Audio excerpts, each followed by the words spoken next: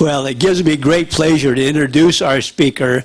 I've known Jim for many, many years and seen him active in humanism, and he's done something in San Francisco that has never been done before. Even when the national headquarters were in San Francisco, we couldn't put together an active, functioning chapter. And Jim has done that, and it's been functioning, I don't know, 10 years, maybe even more than that. But at any rate, here it is, and of course there's information on the schedule that you're probably sitting on that tells you other information. Jim Barnett is on the board of the Humanist Institute and graduated with Class 18. He is co-founder and co-president of the Bay Area Humanists and one of the organizers of the Humanist and Non-Theist group in the San Francisco UU congregation. Upon retirement, he was eager to put his time to use in a way that helped people. His education was in biology, and he has a particular interest in how science informs us and many of the problems we encounter politically and in our personal lives. He has identified as a humanist for decades and believes that this philosophy has much to offer.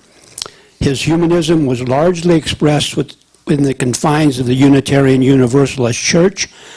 However, he feels that the humanist message is somewhat muted within this denomination, even though many humanists are members, and UUism is still largely humanistic in its outlet.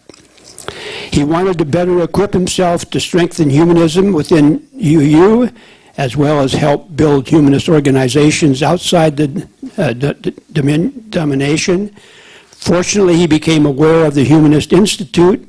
He enrolled in the program and rounded out his knowledge of humanism, its meaning, history, and potential for the world today. This knowledge has enabled him to be a leader in humanist groups within UUism, as well as American Humanist Association local chapter. He teaches classes on humanism and gives lectures on humanist principles, history, and a humanist understanding of nature, morality, and religion. He also organizes speakers and moderated discussions, community service activities, and social events, all of which serve to build a community among humanists. He has also been invited to serve on the board of directors of the UU Humanist Association and the Humanist Institute. He would not have had the confidence to do these things without attending the Humanist Institute. And it sounds like somebody has their cell phone on, but I'm sure they'll be turning it off now so they can hear the wonderful message about heaven for humanists by Jim Barnett. Come forward, please, Jim.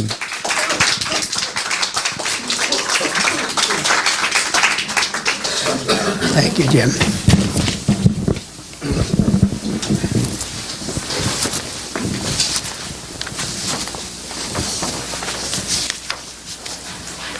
Well, thank you all for coming, and good morning. It's great to see you all. As Arthur says, I have known him for many years. In fact, when I actually retired from my work, and I was trying to figure out what do I want to do with the rest of my life, and I was thinking, well, I like humanism, and I really would like to be working in that field.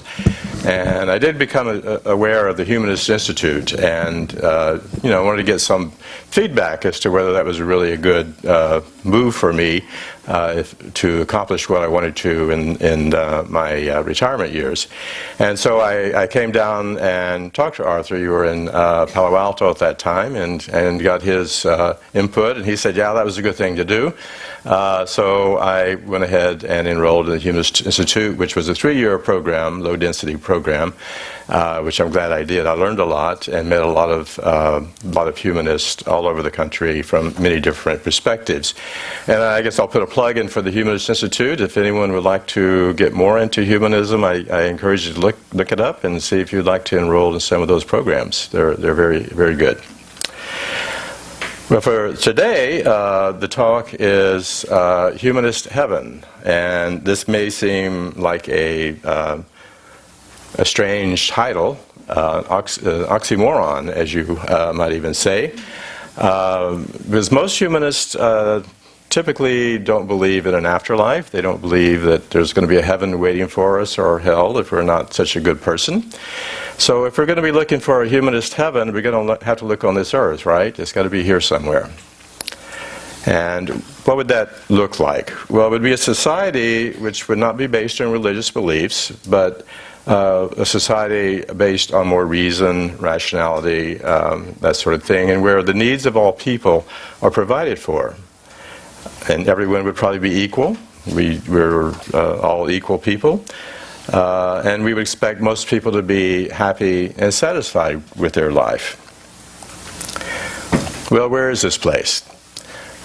I am going to suggest that the closest we have to a humanist heaven here on earth might be the Scandinavian countries. And I'm going to go through a lot of information and data to try to convince you of that. And as you know, the Scandinavian, Scandinavian countries make up 5 different countries: Sweden, Norway, Denmark, Finland, and Iceland. And these countries tend to have a small population. The largest is Sweden, which has about 10 million people, and the smallest is Iceland, which has only about 330,000 people.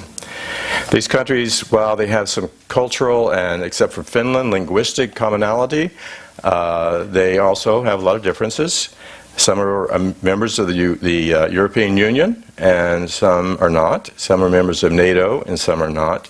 So they have quite a diversity in their outlook in some ways. They are known as very homogeneous populations historically.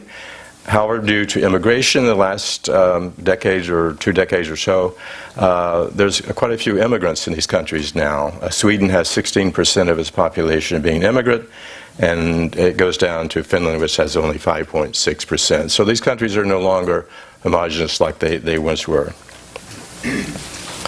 So before we get any further into looking at the possibility that these countries are going to be our heaven on earth, let's review humanism a little bit. I know we all probably have a bit of a different view of what actually humanism is, but I think there's some core ideas of what it is.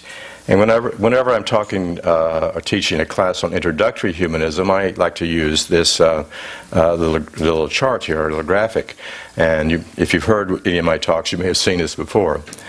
In my view, humanism actually has 2 underlying principles which are present whenever we are talking about humanism. And one is a naturalistic view of the world, and the other is a concern for the flourishing of the whole world. So let's look at, first of all, naturalism. A definition which I like: naturalism is the philosophical conclusion that the only reality is nature, as gradually discovered by our intelligence using the tools of experience, reason, and science. And this brings up another word, secularism, or a secularist. And I think these 2 words are related. If one is a naturalist, one is probably a secularist also. Secularism is an indifference to or rejection of religious considerations in value formation. So we don't look to religion, we don't look to inspired documents or religious authorities to get our views of what is right and what is wrong. So how about Scandinavia? Can we say that they are naturalistic? Well, if they are mostly secular people, then I think we could say yes. This chart shows 4 of the countries, and this poll was done by the Gallup organization in 2009, a little bit dated, but probably pretty accurate still. And the question was, do you believe that religion is very important or not very important? And those who think it's very important, I think we would agree, would be religious folk. Those that say it's not very important, regardless if they identify as atheists or agnostics or humanists, these people, I think we could say, would be secular. They're not religious people. So these countries are remarkably secular. I have at the very bottom the United States, and it's kind of reversed. We know that we live in a very religious country. About almost 70% of the people are very religious here, according to this poll, and about 30% would identify as what I would call secular. So why does it matter? Why does it matter whether you live in a secular country or not? Like, we all have friends and relatives that are religious people, and they're quite fine people, and we love them and respect them very often. So, why do we even care? We have separation of church and state in this country, so it shouldn't really matter. In this chart, I'm showing you why I think it does matter. The blue lines are the percentage of the people in a country that are secular, and it's sort of the data I just showed you, where the Scandinavian countries, you have close to 80% of the people being secular. I've added the United Kingdom, which is not a Scandinavian country, but it's also very high.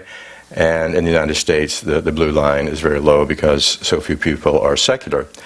And if you look at various issues in those countries which have or at least the religious people think that they have a objection to, such as belief in evolution, which is the reddish line, reproductive choice for women, the green line, and marriage equality for LGBTQ people.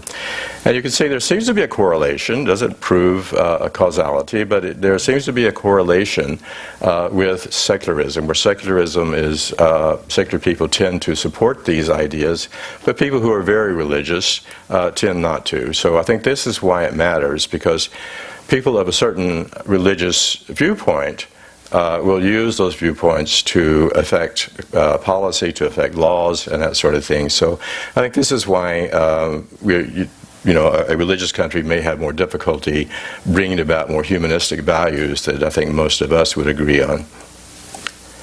How about global warming? I've heard people say, well, the problem, why the United States has such a problem with accepting that humans cause global warming is because of religion. And I've always kind of doubted that. So I did find this Pew Research survey, goes back to 2015. And this is all within the United States, so this is not a cross-national comparison. But they looked at various subgroups of religious people. And if they looked at white evangelicals, less than 25% would believe that humans were causing global warming. The mainline churches, both Protestant and Catholic, this number was quite a bit higher, but still less than 50%. However, when you looked at the minority religious folk, and this was a very pleasant surprise, the black Protestant and Hispanic Catholic was over 50%, so quite high. And if you look at the unaffiliated, which is probably a very heterologous group, but we would expect to find secular people in this grouping, the number's pretty high. I expect it to be higher, but this is what we got, and so it is pretty high. So I think we can conclude, again, it's a correlation, it's not a proof, but I believe that religion of a certain kind can affect a person's belief as to whether global warming is caused by human activity. Okay, let's switch back to Scandinavia again. We know that these countries became Christian in about 1000, and they developed monarchies and state churches. But we've seen how so few people in these countries are actually religious now. So this created a kind of a problem. No one's religious, but they got to support these state churches. So what are they going to do? In Sweden, the state church was disestablished in the year 2000. In Finland, Denmark, and Iceland, they still have a state church. It's the Evangelical Lutheran Church, and as far as I know, there's no movement to change that. However, if you look at Norway, there are changes underway, and it looks like they're probably going to disestablish, or already have gone a long way to disestablishing the Norwegian state church. The constitution in Norway used to read, the evangelical Lutheran religion should remain the state's public religion. That was changed a few years back, or very recently, to state that the state's basis will be our Christian and humanist heritage. So at least we're getting equal time there. However, the humanists there don't like this. They say, well, this is a step forward, but we have Muslims, we have Jews, we have people who are atheists but don't identify as humanists, so we don't want this either. So they're working to try to get rid of that also, but, it's a step forward. Now, before the king would appoint the bishops of the church, and that's no longer the case. The church is autonomous and appoints its own bishops and other clergy. The Constitution still reads that the king shall continue to profess the evangelical Lutheran Church. So the separation is still incomplete. There is an article in the Constitution which reads that all religious and philosophical communities should be supported on equal terms, and the government still supports the church. They, depending on the number of people who are members of church, they support a certain amount of money per capita. And a lot of people, even though they consider themselves non-religious, maintain their membership in these churches, so the churches still get a lot of money. But because the Constitution requires that people in other philosophical communities also has to be supported at an equal level, the church, the government also has to support the humanists. So the humanists get quite a bit of money from the government based on their numbers also. So the Humanist organization in Norway is the largest humanist organization in the world, even though it's a relatively small country. And they get lots of money, so they can buy buildings or lease buildings. This is a building in Oslo, and they lease the upper floor of that. And other than fighting to try to continue the separation of church and state, one of the most popular activities they do are confirmations. Now, confirmations are originally a religious thing that, I guess in the Lutheran Church, that at age 16 or whatever, kids could go and have their faith in the Lutheran Church confirmed. Well, you know, a lot of kids and families in Norway don't believe, so they certainly don't want to go through that. But confirmations became a part of their culture, so they still wanted to have these cultural events, kind of that coming of age type thing. And so the Norwegian humanists stepped forward, and now they offer secular confirmations to those kids who don't want to go through a religious confirmation, but do want to go through some sort of confirmation. So this picture in the lower left is the a hallway in Oslo at the city hall. So this is where the humanists have their confirmation. So all everything's secular. There's no pictures which are religious and that sort of thing. So it works quite well for them. Now this fellow, many of you recognize him, is Evan Gran. And Evan was in our area a few years back, a couple of years I think, and he studied in the United States. He's an employee of the Norwegian Humanist Association. I think he edits one of their publications. And while he was here, he studied secularism in the United States, and he wrote a book, which I recommend that you read if you haven't already. The book is Rise of the Seculars, The Humanist Fight to Uphold the U.S. Separation of Church and State. Now, when I realized that myself and my spouse, Eric, were going to Scandinavia, we called up Evan and said, you know, we'd like to meet with you and all of that. So he was very graciously showed us around Oslo and then invited us to come to his home for a nice meal, a Norwegian cooked meal.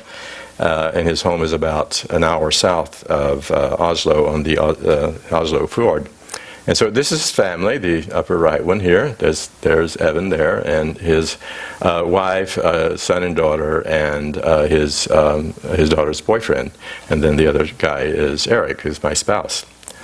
And then, if you look out their window, I thought it was really beautiful, so I wanted to take a picture of that. This is a picture of nice farmland, and then that's the blue is the Oslo Fjord, and you can hardly see it here, but there's an island out there, and he told me that this island was where Michael Moore shot his video on Norwegian prisons. There's a prison on the island, so low security prison. So he lives very close to where that is. If you saw that movie, you'll see how they treated their prisoners very well on their path to being released from prison.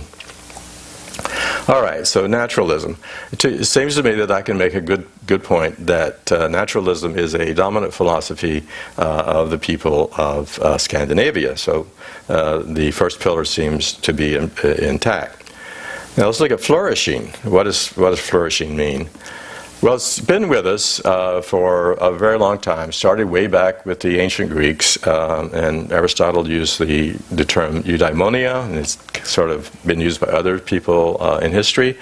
It's been translated in English to be a contented state of being happy and healthy and prosperous. So I look at it in modern terms like Maslow's hierarchy of needs. I would say if someone is flourishing, then all their needs are being met. And we know that these needs are physiological needs, very basic needs, like your shelter, your food, your water, just things you need to survive.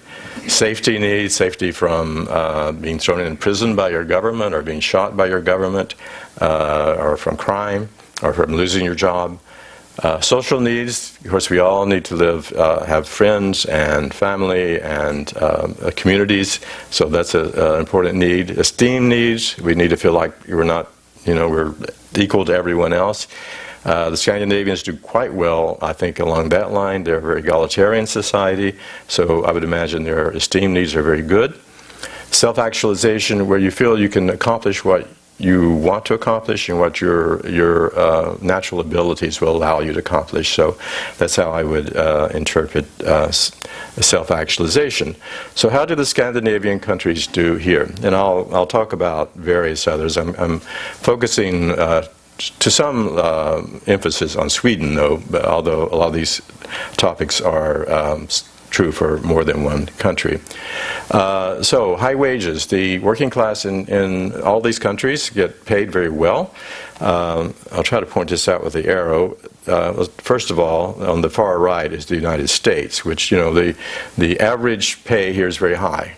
It's almost a little less than $60,000 a year. The one on the far right is Norway, which is higher, but they got all that oil, so that may be the reason it's so high.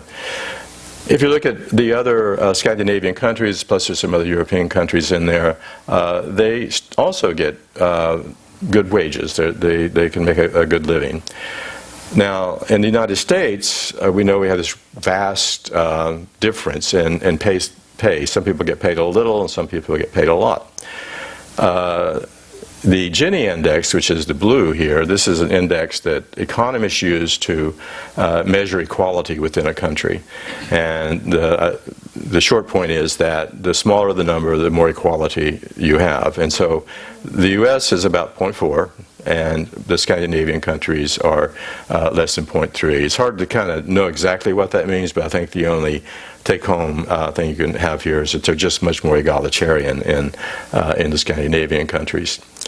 Labor market security, security that you're not going to lose your job or you're less likely to lose your job.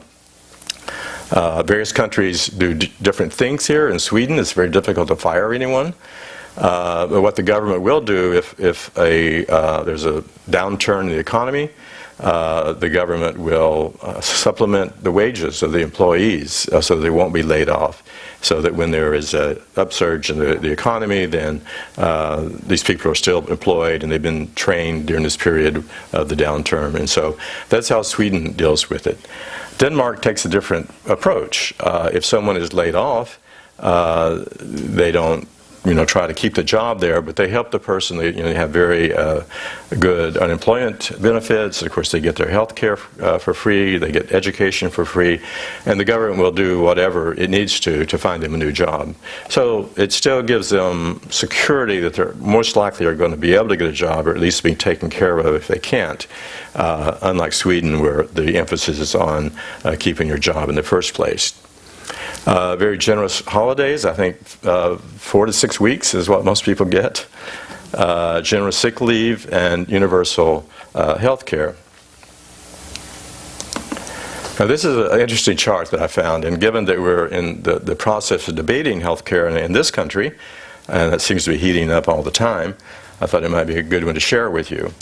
We know that the United States has the highest cost in health care of any other country in the world, and that's the circle on the far right. It's about $10,000 per capita. If you look at the Scandinavian and many other countries, the number is about half that, about $5,000 per person. Now, this chart, this graph, has some other symbols on here. So let's look at, if you look at Sweden, the X is the amount of health care that's paid by private insurance. The diamond is the amount provided by government. So I don't know, I think we can, look at this and see if this is telling us something about our own health care. In the United States, about half is provided by the government. I think that's probably Social Security, not Social Security, but Medicare, Medicaid, and VA benefits. But half of it is provided by private insurance companies. So there seems to be a correlation, high percentage provided by insurance companies and high cost. So that's a very interesting fact that I think that we should think more about as we go into more of our debates on healthcare. All right, families. Certainly in Scandinavia, families are well taken care of. In Sweden, if a woman, if she 2 months after becoming pregnant, if she's in a job which is stressful or there's potential of exposure to toxins, she can go on a pregnancy leave, and for the duration of her pregnancy, she gets 80% of her salary. Parental leave, it's well known that it's important that parents bond with their infants during the first year of life. In Sweden, both father and mother each get 240 days of parental leave, and they get 80% of their pay during that period of time. And there's a family allowance, 131 bucks, that's given to whenever there's a new child that goes until the child gets to be 16 years old, so help with the added cost of children. And their child daycare, which is really good, and very high quality. The government provides that there may be some fee, but it's a low-cost fee provided by the government from age 1. And so this is something that's very lacking in our own country. Of course, work for a big corporation, you might get this, but for most working-class Americans, they do not have access to low-cost, reliable health care or child care. Women, the World Economic Forum came up with this in 2013, and this is a measure of the relationship between men and women. So it's not the absolute level of men and women, but the relationship. And they look at things like economic participation opportunity, educational attainment, health and life expectancy, and political empowerment. And you can see the first four are the Scandinavian countries. Denmark does a reasonably well job at 8, and then the USA comes in at number 23. So I think women are relatively flourishing well in Scandinavia. And one that's particularly of interest to me, the elderly. How are they doing? And we know they have a long life expectancy. 96% of elder care is financed by the government. And you can either choose to go into a nursing home or stay home if you wish. If you stay home, you get meals delivered to your home. You get health care for 24/7 if you need it. Nurses, I guess, going in. There is some charge for that, but it's relatively low. All Swedish citizens receive a pension, and that averages about $13,000 a year. And you can get a supplemental pension from your employer or a self-financed one if you would like. Now, if I move to Scandinavia, it's definitely going to be to Sweden and Norway, because they rate very well. Finland and Denmark don't. I'm not sure why. They fall pretty low. And actually the United States is at 8, which is kind of surprising to me, but that's what the data says. We have Medicare, Medicaid, and Social Security. That helps. But I think if you need nursing care and you're not wealthy, you're in big trouble financially in this country. Okay, how about the environment? I think it's obvious that humanity can't flourish unless we have a good environment. The Global Action Network says, and they rate countries on their environmental policies. In Sweden and Denmark and the other countries rate very high. Copenhagen expects to be completely carbon neutral by the year 2025. If you've ever been to Copenhagen, you'll be impressed by the number of bicycles. About half the people commute by bicycles. I asked someone if they did that in the winter also. I was there in the summer, and they said they did, most of them, but it's kind of hard to imagine, but that's what they said. In Norway, now Norway pumps out a lot of oil and sells it on the world market, so they are to some degree are responsible for the pollution. However, they have a very good policies within their country in terms of keeping the carbon footprint low. They tax gas and automobiles. An SUV in Oslo or Norway will cost you 4 times what it costs here. However, if you buy an electric car, there are no fees, no taxes. You can park for free on the road, and they're putting up these charging stations in all these parking places. This is a Tesla. It's being charged. Hopefully you can see the little charging stand there. And I didn't count them, but I have never seen so many Teslas in my entire life. I think that probably 10% of the cars there are Teslas. So Norway's doing quite a good job, at least in that regard.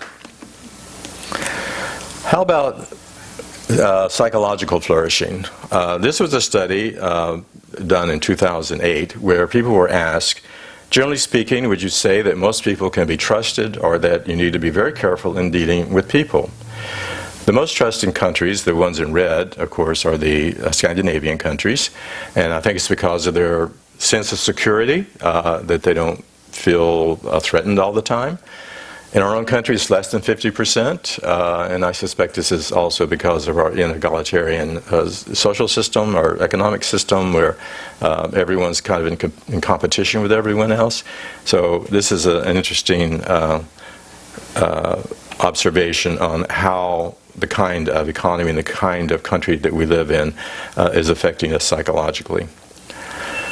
You've probably heard a lot of surveys which says that either Norway, Denmark, or one of these countries are the happiest countries in the world, and they seem to consistently be in that rank. This happens to be a survey done by the World Happiness Report of 2017, and they simply asked people, are you satisfied with your life?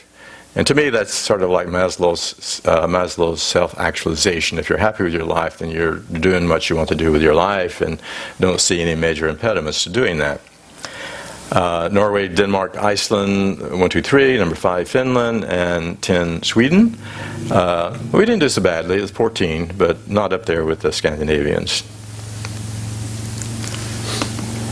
All right, so hopefully we can now say that not only naturalism is something which the Scandinavians are really attuned to, but they have a society where most people can flourish. It's not perfect, I don't want to say it's perfect, but relative to most anywhere I can think of, it does quite well. So how do they do it? Well, this takes us a little bit into economics. I'll try to walk us through this. This came from a book, Inequality and Prosperity, Social Europe and Liberal America, by Jonas Pontusson, published in 2005. And he divided economies, the advanced economies, into social market economies, where the market is controlled by the government to achieve egalitarian and prosperous ends. So we call this social democracy. Liberal markets, however, those more like our own, where there's more of a tendency to let the markets make as much profit as they can, with the hope that some of it will trickle down into the poorer people. He divided the social markets into 2 categories: the Nordics, which is the ones that we have talked about, which are indeed the ones that are more advanced in terms of these benefits we've been talking about. But there are several on the continent which have many social democratic principles also: Germany, Netherlands, Austria, Belgium, Switzerland. And then the liberal markets, of course, the U.S., the United Kingdom, Ireland, Canada, Australia, and New Zealand. Now, how do these markets work? Well, if we go back in history, after World War II, this is what happened in Sweden, and also the other countries very similarly.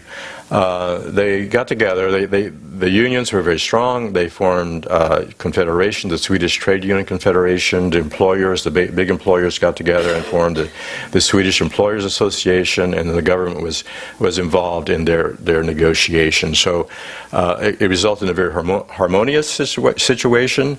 Everything had to be taken into consideration. The workers had to get a reasonable pay and good benefits. The company had to be reasonable profits and ability to compete on the international markets, and the government kind of oversaw all of that. So it was a very centralized system.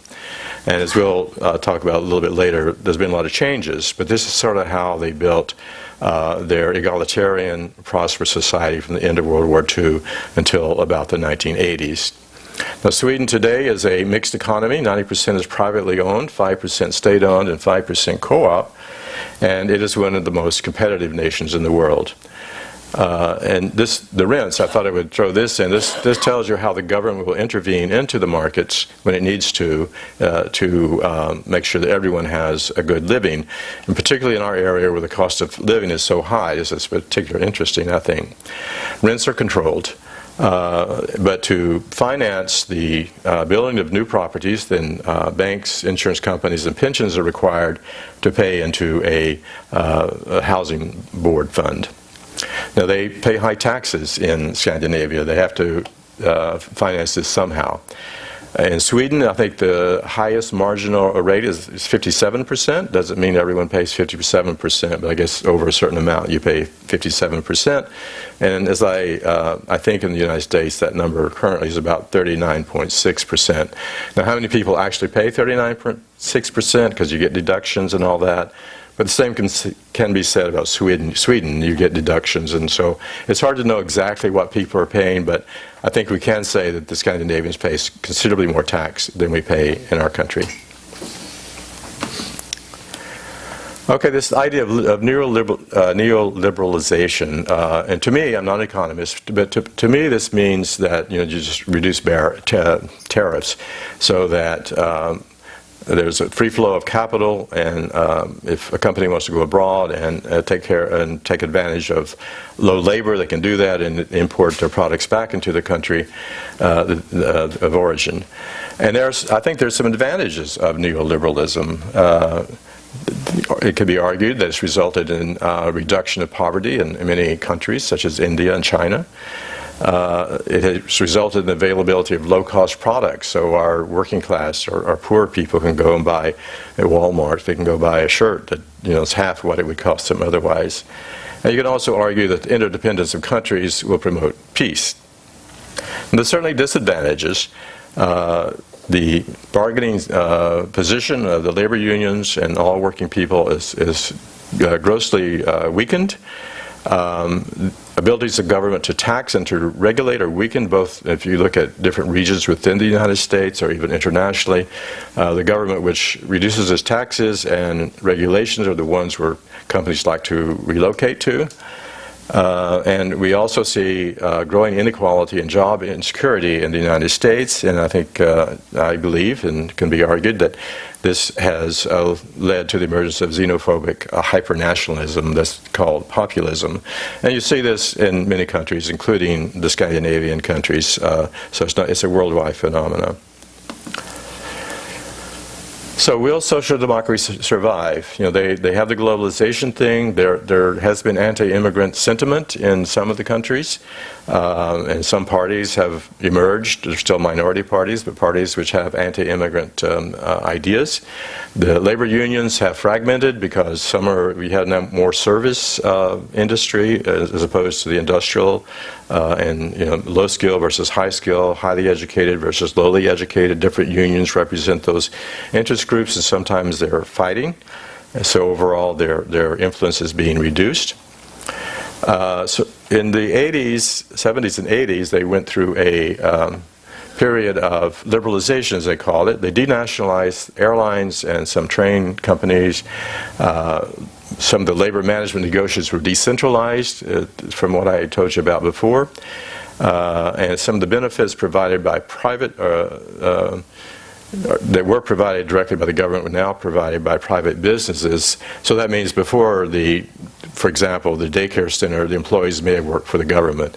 Now that's been privatized, but the government still pays for it, and the government still regulates it. So it's a liberalization, but still with the benefits still being there.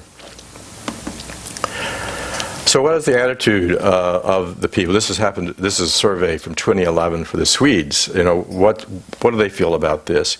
We know they pay high taxes. And this survey asked them, would you be willing to pay more taxes for health care? And 75% said yes. Elder care, 73. Child care, 51. Social assistance, that's sort of like welfare that we think about it. Less than 50, but still quite a few. Education, a good majority, and employment policy, so you help people get new jobs, 54%. And if you ask people, would you rather your government to provide this or private enterprise? And overwhelmingly, people thought government should. I think the take-home message here is that the people trust their government to spend their tax money well, and therefore they're willing to pay more taxes. So I think that's probably what's going on here. 78% think government should do elder care, child care, 69 social work, and education, high majorities also. Okay, so should we become more like a social democracy? Now we have a totally different history, so you know it's not going to be easy. But I just would like to go over a few of the arguments for and against. Certainly the first thing you hear a lot of people say is, well, this only works in small, homogeneous population countries. I would say, well, that's true of the Scandinavian countries, but Germany has many social democratic policies. It's a fairly populated country. And also we have, if you think about it, we have social democratic policies here too. Social Security, Medicare, trying to get universal health care. These are social democratic policies, and they're very popular. And so it's not outside of the experience of the United States, I guess, is the point. Unions are weak here, and it's true that the unions were very instrumental in bringing about social democracy in Scandinavia, but one could envision a progressive coalition in this country developing that could also bring about, and I think we're going to be looking at this, this is our political dialogue will be coming in the coming years, you know, what do we want to do, and do we want to move more in this direction? Some people say social democracies cannot compete in the global economy, but clearly the Scandinavian countries are quite competitive. So I should like to conclude with a few points. Social democracy as a political economic system is distinct from both capitalism and socialism. It's kind of a hybrid. They sort of have capitalist methods in that most things are privately owned, but they have socialist objectives in that they want to bring about equality and egalitarian societies.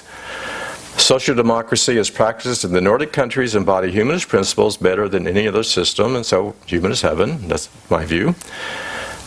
Capitalism as practiced in much of the world is spawning inequality and is a threat to democracy, as I think we're seeing in our own country, and many other countries are experiencing the same thing. The United States should embrace social democratic policies to reduce inequality, to make life better for everyone. And with that, that is all my remarks, and I guess we will have a discussion, and I think there's someone with a microphone to be passed around. Okay. Thank you.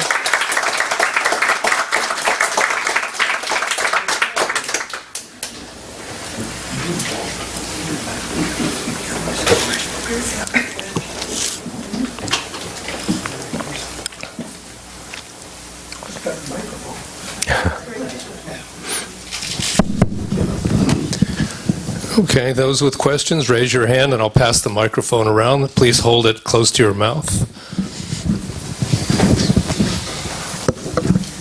Well, thank you very much. It was an enlightening talk. We can learn a lot from the Scandinavian countries. A couple points, though. Evolution is actually supported, according to Pew Research, by about 62% of Americans. You had it something like, I don't know, 30, something like that. I had 40, yeah. And evolution is supported by 60-some% of Americans. And what was the other one? That was support, global warming caused by human activity is closer to 50%. And business is so the business-friendly countries like Switzerland, part of the reason is because they have low capital gains taxes, and so it's not a real clear-cut, there's good infrastructure, smaller countries, so there's a lot of reasons like that. I mean, we can learn a lot from those countries, but the picture's it's a little more complex, I feel, than what you may have made it out to be. But we still, I agree with you, we can learn an awful lot from those countries. So. Right. And I think in the case of Switzerland, that they are business friendly, and I think that when I talked about liberalization in the Scandinavian countries in the 80s and 90s, that was what they were trying to do, and I think they have gone a long way to do that. And I guess the point is, you can do that. You can be business friendly, and you can be successful on the world competitive economic stage and still maintain these social policies. So I think that's the point I was trying to make. Switzerland, I think they have very good social policies. They, good health insurance and all that. So it's not that different, I think, than Scandinavian countries. With regard to the statistics, yeah, you can find a lot of different surveys. Sometimes it depends on how the question is asked, and sometimes it can depend on when it was done. I think that the evolution was 2015, so that was pretty recently. So I don't know why there was a discrepancy there, but even 50% is remarkably low. So. Oh, hi, good morning, and thank you for your presentation. It was interesting. I have a few questions about the graphs. Of course, you showed general things. But for example, for the United States numbers, I think it would be for another talk probably, disaggregated data will represent better, for example, the income inequality, because it looks like we are okay, but the big amount of people don't have, even retired people who are professionals don't have money to rent or to buy another house. Right. I mean, if they lost it in divorce. And then when we talk about the taxes, we have a lot of taxes that go to war. What do they spend in war or defense in these countries? And last thing is happiness. I think is very relative, because if we have this consumist society, people don't feel happy if they don't have more things. Right. And this, doesn't reflect a good life. It's just kind of the mentality. Yeah. So those are my comments. Okay, if I can remember those three questions. In terms of inequality, I used the Gini index, which is what's normally used apparently by economists. And yeah, I agree, those numbers don't look that different. And the Gini index, as I understand it, is the number between 0 and 1. And if everyone in the country got the same wages, you'd be a 0. If one person got all the wages, it would be a 1. So the dynamic range there is not very large. And so you're right, I think it's more extreme than what that looks like. It's just, that's how I could easily present it, yeah. So there's that. And in terms of happiness, this was a happiness, yeah, I think you're right. The question that was answered in the slide that I showed, why I didn't show the happiness, because you do have those kinds of surveys out there, is are you satisfied with your life? Which is, you can interpret that any way you want to, I suppose. And if somebody wants a Tesla, then they probably got one. If someone wants to live, it was a Hayek, I think is the word that the Danes live, a very simple life, then that they have that. So it doesn't make any value judgment on what is happiness. It's just, are you satisfied? And then you talked about, I think, defense spending. And actually, I don't know. On the first slide, I don't think I pointed out, but some of the countries are members of NATO. A couple of them are, and some are not. And we know that Trump has been trying to get them to pay more for their defense. I think it's supposed to be like 5% or something like that. Well, we pay 50%, I think. So I don't really know. Sweden is historically neutral, but it does have an army, and I read that they actually reinstituted their draft for some reason very recently. I'm not sure what that's all about. Yeah, but they don't spend anything near what we do, I think.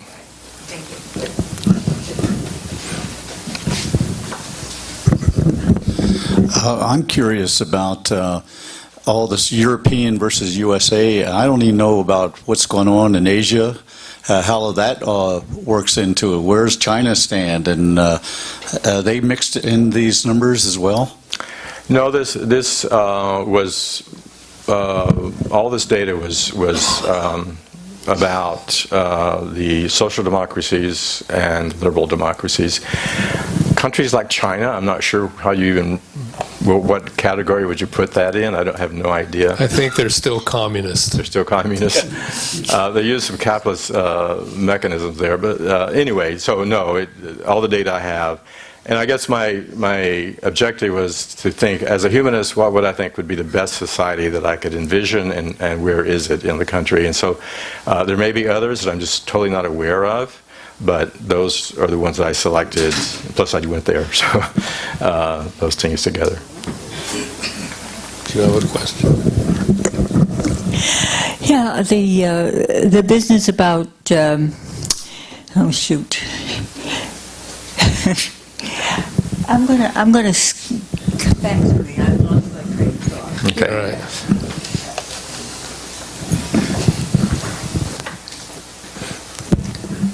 All right. My theory is that people that are extremely insecure like to have guns, and I wonder what the gun policies are in the Scandinavian countries, if you know. You know, actually, I don't know. I know,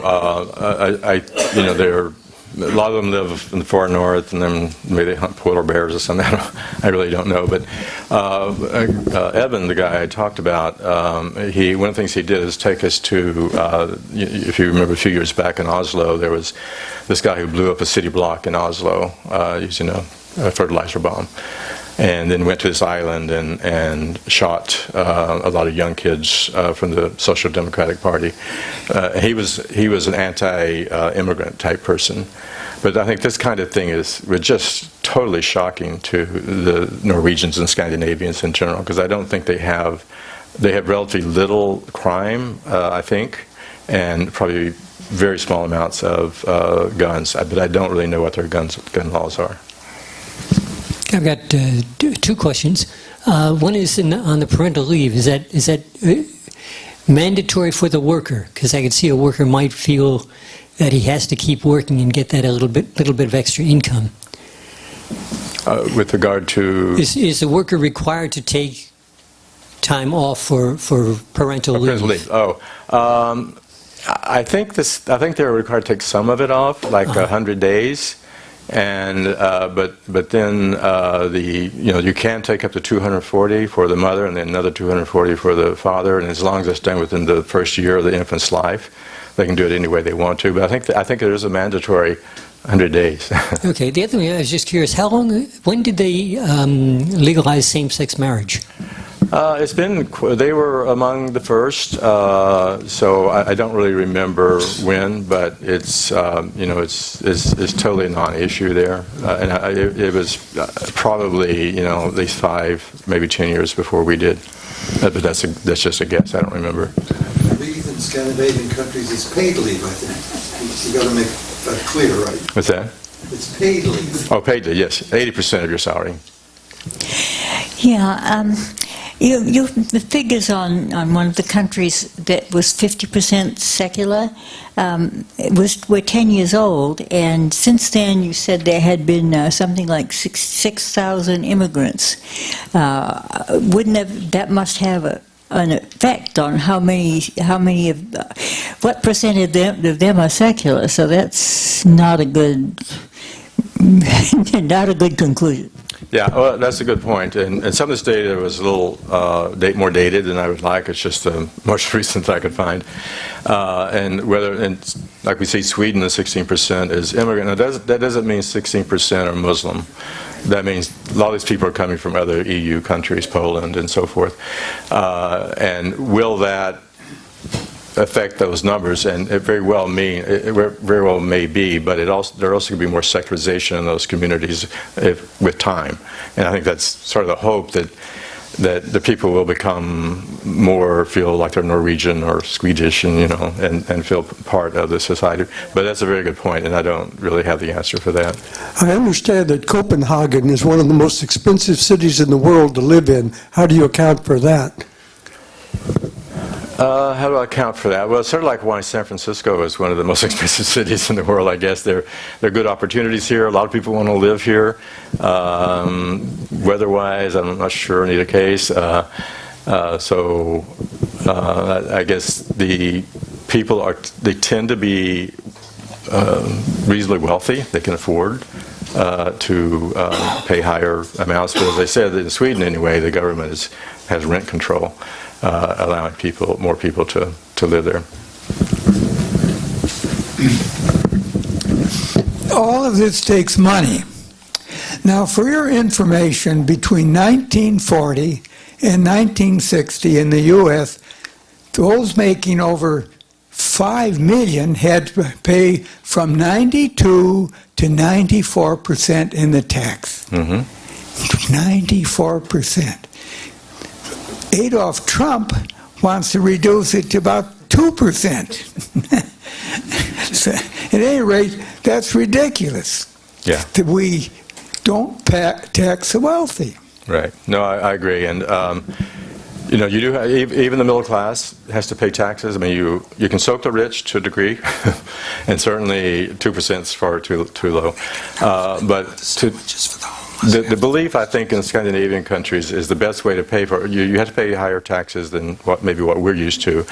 But also it's important to keep people employed. And they see unemployment as a real drag, and that's why they really want to find people work. So it's not as if you get a free ride. I mean, some people, I'm sure, try to build a system, but it's looked down on. You're expected to do the best you can to get employment to help support the system. I know this wasn't the topic of your talk. I overlooked the fact that you were going to talk about the Scandinavian countries, but I asked you earlier, this may be off topic, but how do we emphasize our brand to distinguish our group from other free-thinking groups? Can you answer that question? Yeah, sorry, I meant to work that in, but I didn't. I think the Twin Pillars is a good example.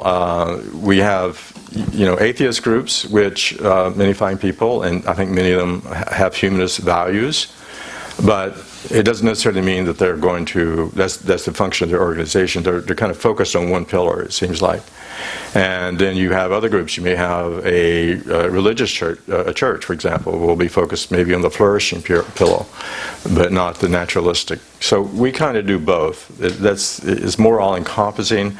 And I think one thing I like, because I sort of like to look at things through historical lenses, is that it puts us into a historical framework that goes all the way back to the Greeks, and we can show how what we're doing actually has been part of civilization, from very early periods of times. I don't know if that appeals to many people. It sort of depends on the person, I guess. Some people like social action. Some people like to talk about philosophy. Some people like to sing songs, So, in some sense, I think it's good that we have a variety of different things that secular people can do, depending on what their interest is. Now, the problem is we've got to get enough bulk of people together to support all these organizations, and maybe we need to be cooperating more closely until we get to that point where we can build that number of people to do that. Any other questions? The tax rates in Sweden seems relatively low considering all the services they provide. What's the ratio of their national debt to their GDP? Oh, national debt? I don't know. I don't think it's a big problem, as far as I know. Now, I thought you were going to ask how much of the GDP was taxed, and that's like half, 50%, I think. And also, I'm talking about income tax here. There's VAT taxes, consumption taxes. And I think they have different levels of government too, so there probably is more. I try to figure all that out, but it got to be so complicated that I said, well, I'm just going to give them that number. But what I would really like to know is, what do you really pay? After you take your deductions and after you pay all of your different levels and all of your different kind, how much do you actually pay? But I can't even answer that for the U.S. It gets very complicated. So I just use a number, 57% being for income tax. Yes. You mentioned immigration, and Scandinavian countries, a lot of them are kind of anti-immigrant, and not specifically just immigration in general, but specifically immigration from Muslim countries. They're also non-religious countries, and they're bringing in religious people who, Muslim crime, Muslim honor killings, people who are just basically, going to increase the welfare and not contribute to society. And in general, I'm kind of wondering about, we have religious freedom in this country, was more of a compromise, to bring the 13 states together into one country.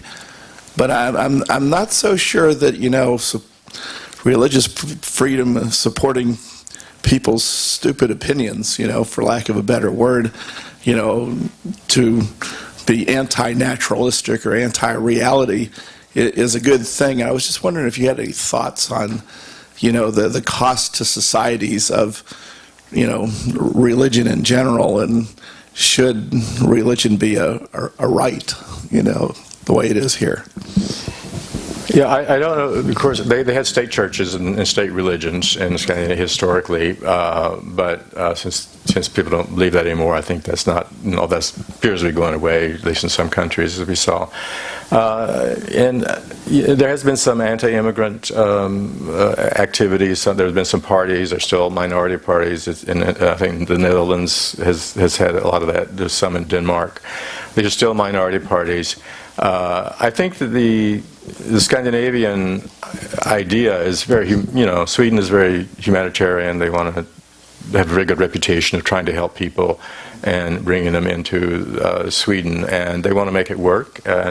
And I think unlike what mostly we do here, I may be wrong on this, but you don't just bring immigrants in and say, you're here now, you're fend for yourself. You help them get education, you help them learn the language, you help them get a job. And I think one problem in Sweden is that because people's jobs are protected, so people that have jobs don't leave them. And so it's difficult to bring new people in, and some of the immigrants are finding that to be a problem. But in terms of immigrants trying to change Scandinavian society, I don't know of anything like that. And the Scandinavians I talked to never mentioned that as a problem. So I don't know anything about that. Are there any other questions? I can say it out loud. Do they speak English in the Scandinavian countries? Yes. Very fortunately, almost everyone. I didn't even try to learn anything. They're very difficult languages to me. I didn't try to learn any even rudimentary polite words, and everyone spoke very good English. Yeah. And if you go into some more remote areas, maybe not, but certainly the cities they do. Thank you.